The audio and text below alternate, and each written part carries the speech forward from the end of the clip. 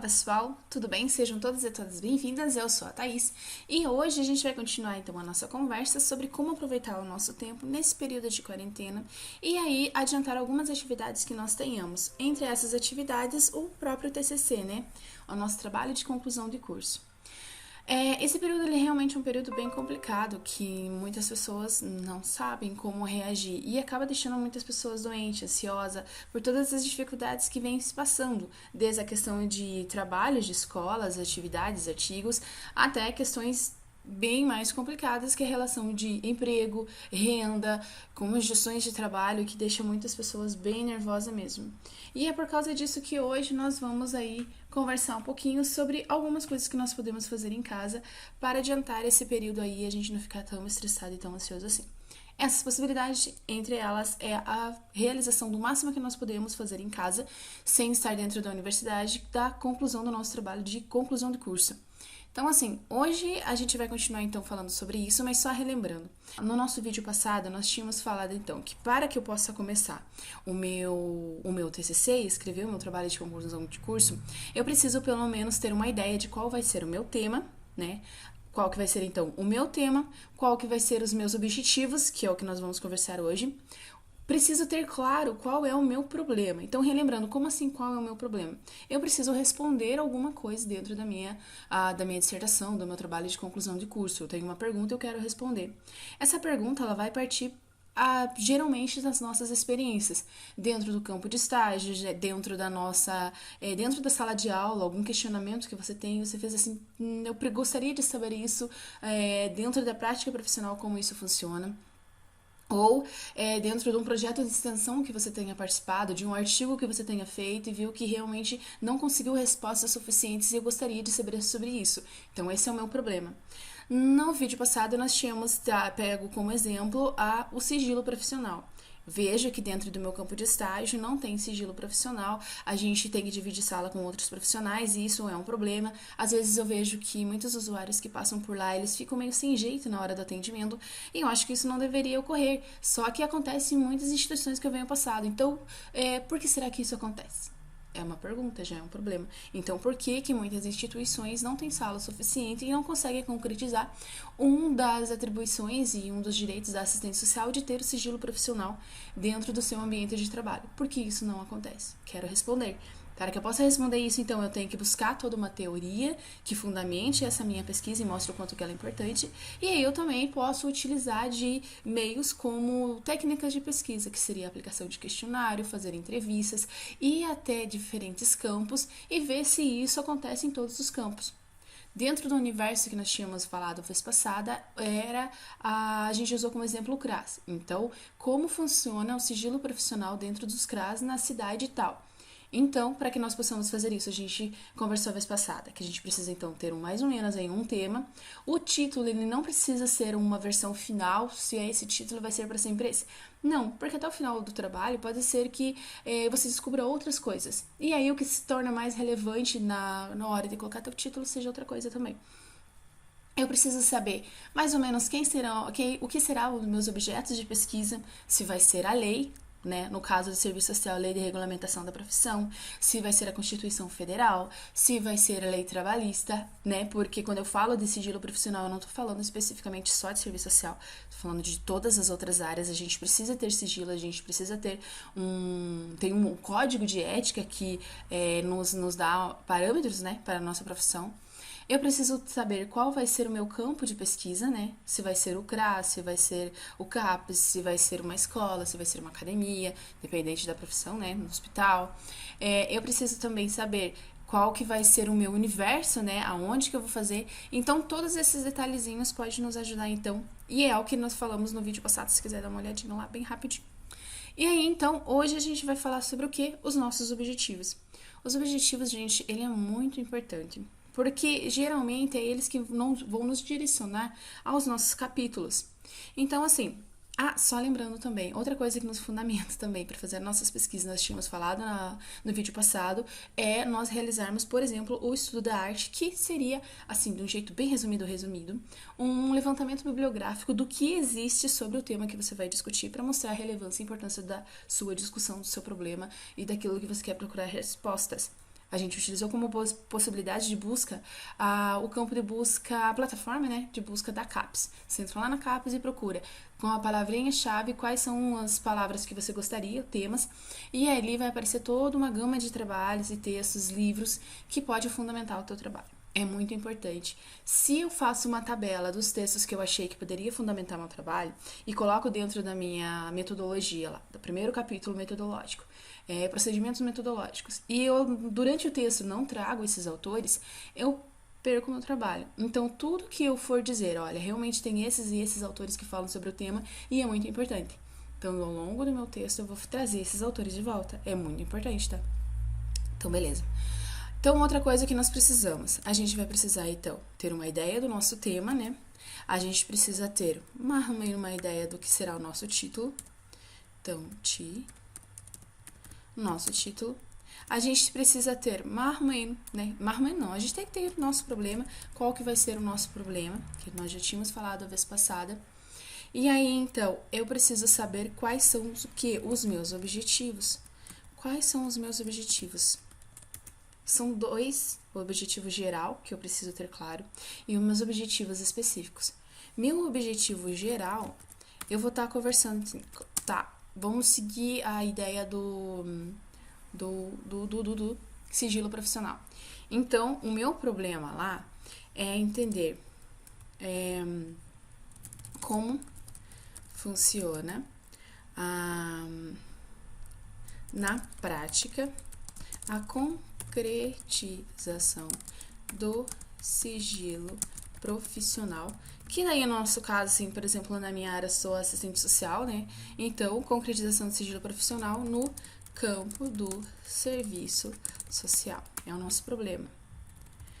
O nosso problema, gente, ele também pode partir serviço social como o nosso objetivo principal, nosso objetivo geral. Então, o nosso objetivo geral é entender, ele sempre vai estar no futuro, isso é importante porque eu vou buscar as respostas, né?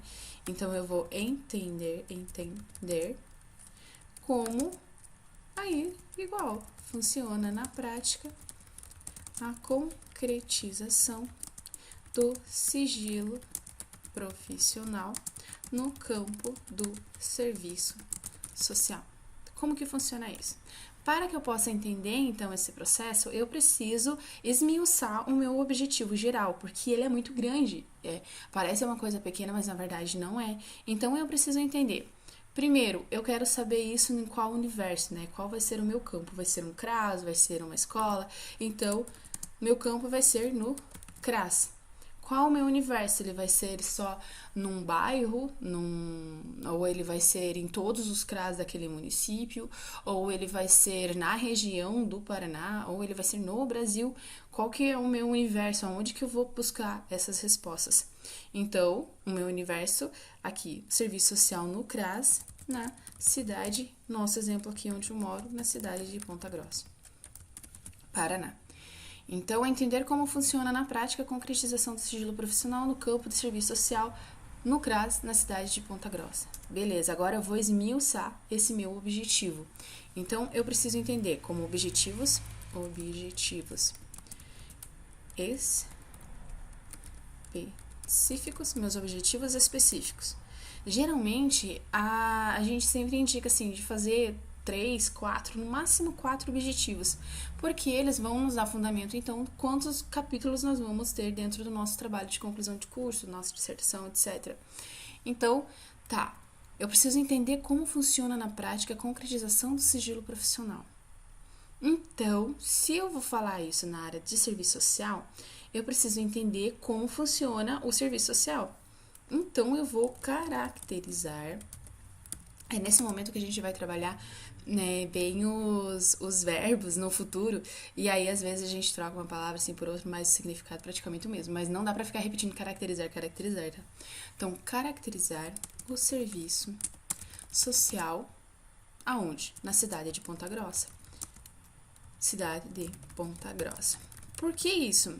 porque eu preciso entender como funciona o serviço social. Eu vou falar sobre o serviço social, mas eu nem sei o que é.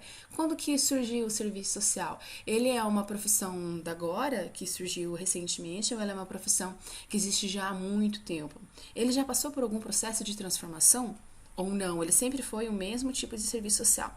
O serviço social que existe aqui na cidade de Ponta Grossa, aqui no Brasil, é o mesmo serviço social que existe em outros países, não existe outra referência? Então eu preciso entender, se for diferente, eu preciso mostrar isso aqui, que para eu poder caracterizar então o que é esse serviço social. Mostrar isso em relação ao mundo e trazer novamente para a cidade de Ponta Grossa e dizer qual que é a característica aqui de Ponta Grossa que pode interferir na ação profissional do assistente social. Isso é bem importante, gente, porque as características dos locais onde se está instalado vai interferir muito na nossa ação profissional, de como que as pessoas veem o serviço social, a nossa profissão e a nossa intervenção. Aqui na cidade de Ponta Grossa nós temos um histórico de forma de entendimento do que seria a assistência social ou o que seria direitos humanos. A gente tem, assim, quando todos os trabalhos, quando são escritos, eles demonstram que nós temos uma característica de cidade conservadora. E esse conservadorismo, eles acabam interferindo muito significativamente na nossa profissão e na nossa intervenção. Então, eu preciso entender aonde eu estou, qual é a conjuntura que eu estou e o porquê que isso pode interferir sim dentro da minha profissão, ou porquê que isso possa interferir na hora que uma assistente social chega e diz, não, olha, eu quero uma sala que seja só minha, para que eu possa atender os meus usuários, eu preciso de um tempo exato, não posso ficar atendendo trocentos usuários só no período da manhã, na frente de todos os outros profissionais, porque aí a gente não cria um vínculo profissional e aí a gente não consegue entender qual a verdadeira demanda desse homem ou dessa mulher. Então, a gente precisa ter todo esse fundamento para poder defender a nossa profissão.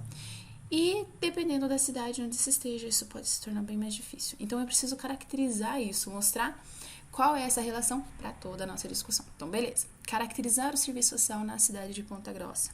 Beleza. Outra coisa que eu posso estar fazendo. Então, eu preciso entender como funciona a prática, o sigilo profissional. Então, eu vou caracterizar o serviço social, eu vou compreender as atribuições, direitos, pode ser, e deveres do e da, né, assistente social a partir da lei de regulamentação da profissão.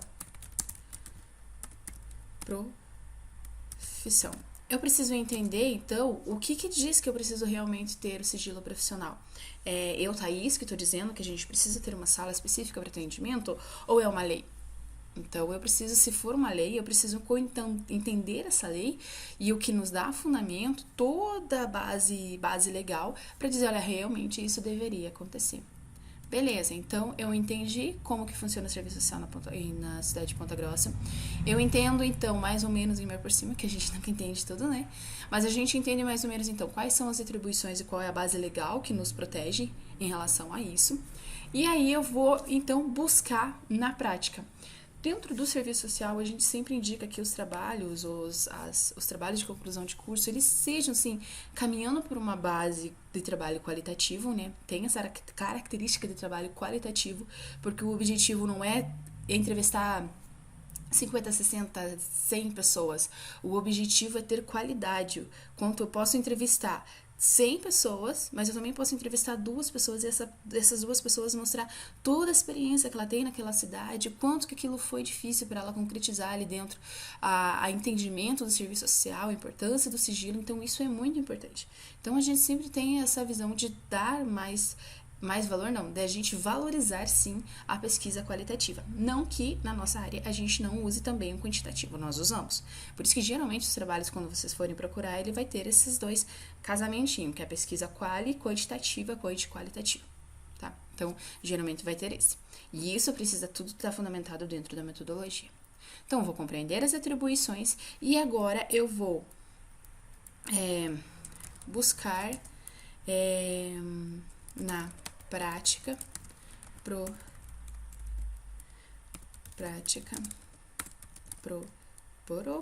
profissional as potencialidades e de potencialidades Ele não entende potencialidades ou eu tô escrevendo errado?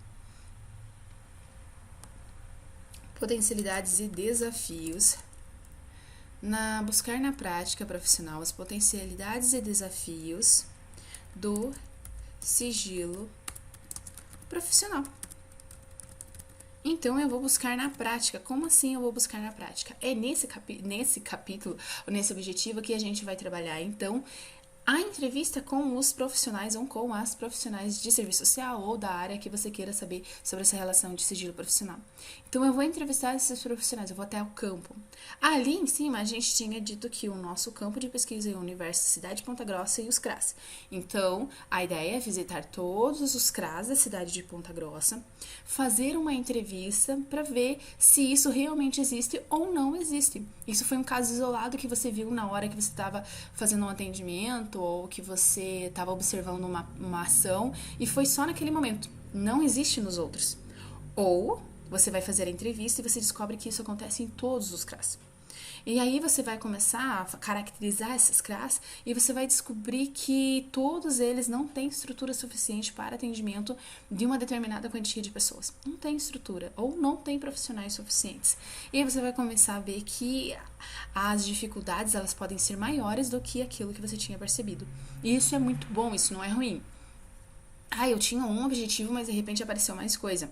Ou eu tinha um objetivo, uma hipótese, e na hora de eu fazer minha entrevista eu descobri que era outra coisa totalmente diferente e perdi minha pesquisa. Não, você não perdeu a tua pesquisa. Porque o que acontece? Muitas pessoas tentam moldar a sua pesquisa de acordo com aquilo que elas acham que é certo. E lembra que eu falei, não existe verdade absoluta. O que eu, Thaís, estou falando aqui pra vocês pode ser questionado e dizer, Thaís, eu não concordo com o que você disse. Beleza. Cada um tem a sua opinião e a gente não pode pegar tudo fechado como uma verdade absoluta porque ela não existe. A minha verdade não é a verdade da outra pessoa. Outra pessoa vai explicar sobre a TCC de uma forma completamente diferente, né? É algo que nos caracteriza enquanto seres humanos. Nós somos iguais, mas também temos muitas diferenças, que é bom e complicado. Beleza. Então, eu vou buscar na prática profissional as potencialidades em torno do desafio. Beleza.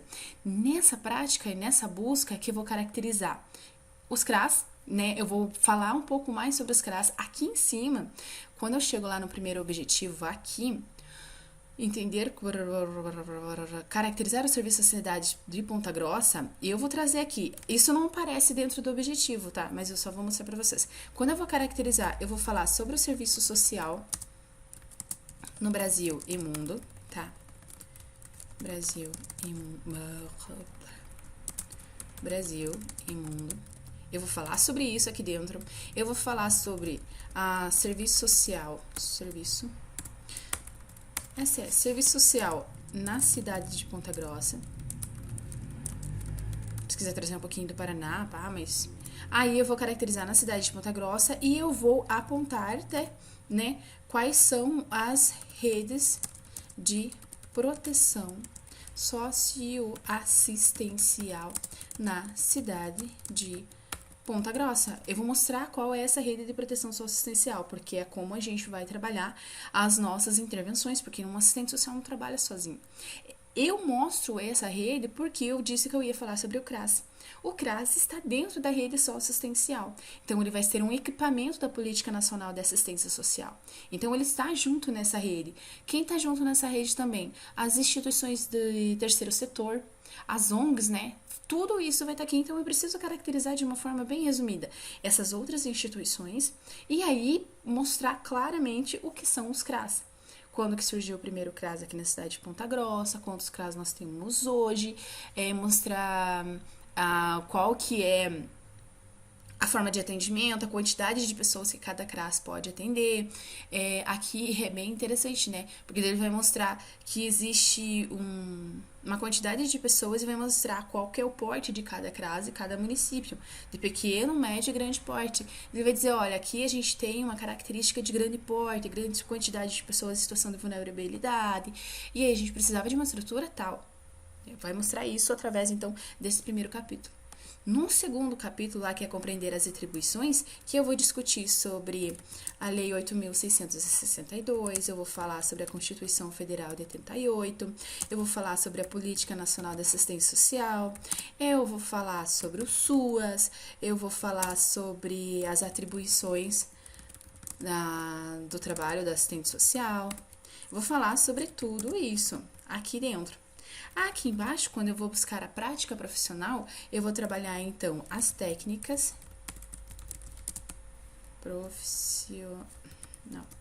as técnicas de pesquisa. Eu vou trabalhar aqui a entrevista, eu vou trabalhar a aplicação de questionário, eu vou trabalhar aqui as minhas análises. A análise é muito importante, gente, porque eu tenho toda uma entrevista, eu tenho todo um questionário aplicado.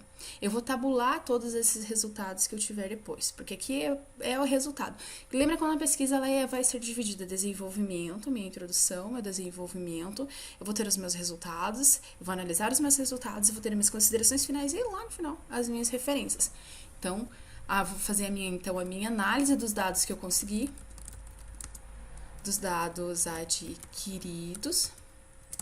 Vou refletir sobre os resultados adquiridos. Vou reflexão dos resultados. E também posso, talvez, apontar possibilidades de intervenção ou não, possibilidades de intervenção ou desafios para a profissão, ou etc, coisas que eu possa estar observando lá dentro. Tudo isso, gente, não é só a nossa opinião. Fiz a minha entrevista e pronto, eu acho que é isso. Não, é aqui que a gente vai usar todas as nossas leituras que nós adquirimos lá na primeira ali no nosso estado da arte, na nossa primeira tentativa de pesquisa bibliográfica. Isso por quê? Porque nós estamos em casa. Não dá pra gente ficar saindo agora comprar livros, né? Não dá pra gente sair. Esse questionário, gente, também ele pode ser aplicado online. Por exemplo, Deus o livre. Mas que as coisas fiquem por um bom tempo desse jeito. Eu quero fazer o meu TCC e adiantar o máximo possível. Eu posso, por exemplo,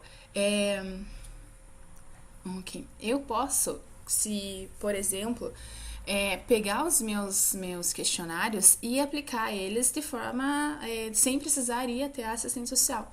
Eu posso pegar o e-mail da assistente social, pegar o e-mail do CRAS e enviar o meu questionário online. Porque daí é uma grande diferença entre questionário e entrevista. Entrevista eu preciso estar lá, o questionário já não.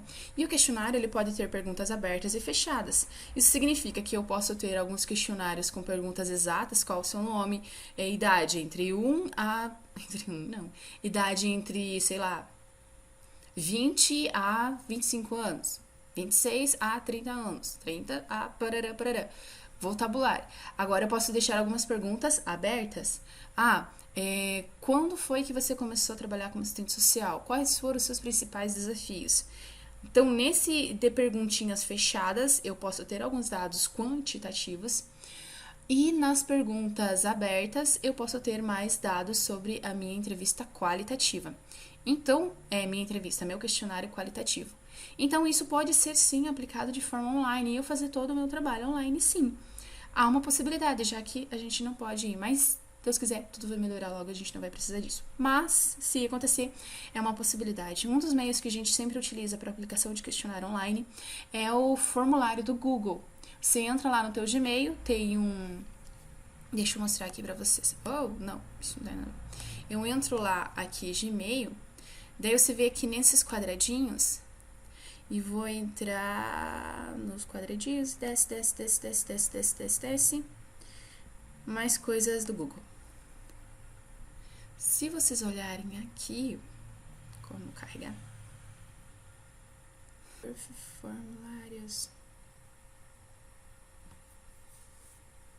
Dá um Ctrl F aqui.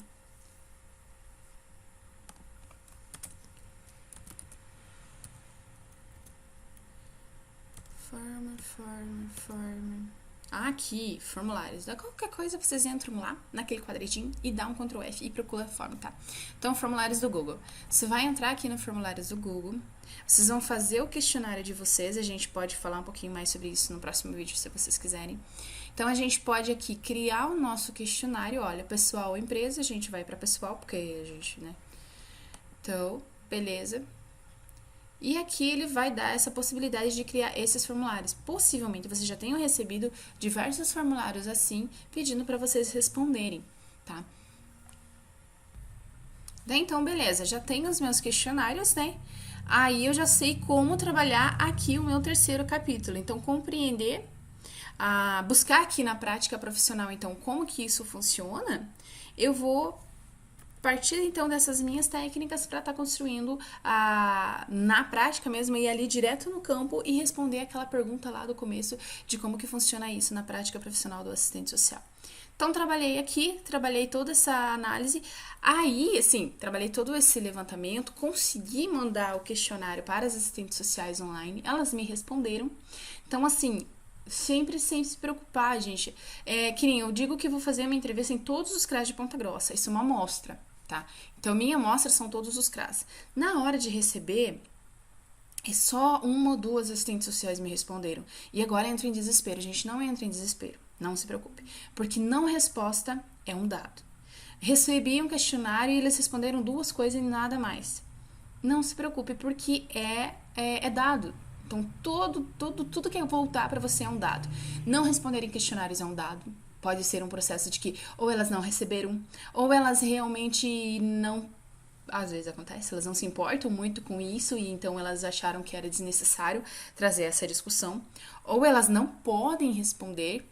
Todas essas respostas que não teve, tipo, não teve resposta, não teve retorno, ele é um dado que, mais pra frente, pode ser que se aprofunde nisso ou em outro momento, numa dissertação, é preciso trabalhar isso, aprofundar. A gente chama isso de zona muda. A gente não, né? Os autores. Zona muda. E zona muda, gente, é um dado. Tem diversos significados em perguntas não respondidas, em questionários não retornados. Então, dá para trabalhar assim dentro da análise a zona muda, se o caso acontecer de eu receber um retorno só. Então, vou trabalhar a zona muda e analisar o porquê será que isso aconteceu. Então, beleza. Fiz a minha análise aqui, trabalhei toda a minha ideia. Então, assim, tudo isso para falar que, para que eu possa construir o meu trabalho, então, todo o meu contexto aqui, toda a minha organização, ele vai estar, por exemplo, dentro do que eu vou montar como meus objetivos. Então, eu preciso ter mais ou menos meu tema, um título prévio, mas ele não precisa ser unicamente esse, ele pode mudar. Eu preciso ter claro qual é o problema, o que eu quero buscar responder. Eu preciso, então, buscar autores que falam sobre isso, que seria aí a pesquisa bibliográfica, e que seria o estado da arte. E aí eu vou criar os meus objetivos. No próximo vídeo, então, para que não fique muito comprido a gente vai falar um pouquinho mais de como que pode se desenvolver todo esse processo, né? E aí, o que são essas pesquisas específico. Porque dentro da minha dissertação e do meu trabalho de conclusão de curso, eu preciso falar sobre os meus procedimentos metodológicos. Tudo aqui, mais ou menos, a gente já falou mais ou menos algumas coisas que é do procedimento. Mas a gente precisa aprofundar. O que é pesquisa, o que é pesquisa qualitativa, pesquisa quantitativa, o caráter, né, qualitativo, o que é pesquisa bibliográfica, o porquê do estado da arte, o que é pesquisa... pesquisa documental, que a gente vai usar documentos aqui também, que são as leis, os tipos de pesquisa, né? Vou também trabalhar e explicar dentro do meu processo metodológico as técnicas de pesquisa, que vai ser as minhas entrevistas, que vai ser as minhas análises, tudo isso eu preciso estar aprofundando. E a gente pode estar conversando isso melhor daí no próximo vídeo. Espero que ajude em alguma coisa. Se ajudar, por favor, eu peço que vocês se inscrevam aí, me mandem mensagens, me mandem nos comentários o que mais está te preocupando e no que eu posso colaborar com alguma coisa. Porque, como eu disse, esse canal ele não é um canal profissional, super chique, assim, maravilhoso. Mas o objetivo dele, independente disso, é realmente compartilhar o pouquinho de conhecimento que nós temos e tentar aproveitar esses tempos aí que é meio conturbado. Beleza? Muito obrigada pela participação. Não esquece de dar um like se vocês quiserem e se inscrever. E também deixar ali um comentário de alguma coisa que vocês estejam aí preocupados e que talvez eu possa ou não colaborar. E se eu não souber, é claro que eu vou pesquisar daí procurando pra vocês, tá bom? Obrigada, até mais. Saúde, se cuidem, gente, por favor. Cuidem da família de vocês, cuidem da saúde de vocês. Saúde em primeiro lugar, porque daí sem saúde, mano, independente se você é pobre ou rico, a gente não vai chegar a lugar nenhum. Então se cuide, saúde em primeiro lugar, saúde física e mental, tá bom? Até mais, se cuida!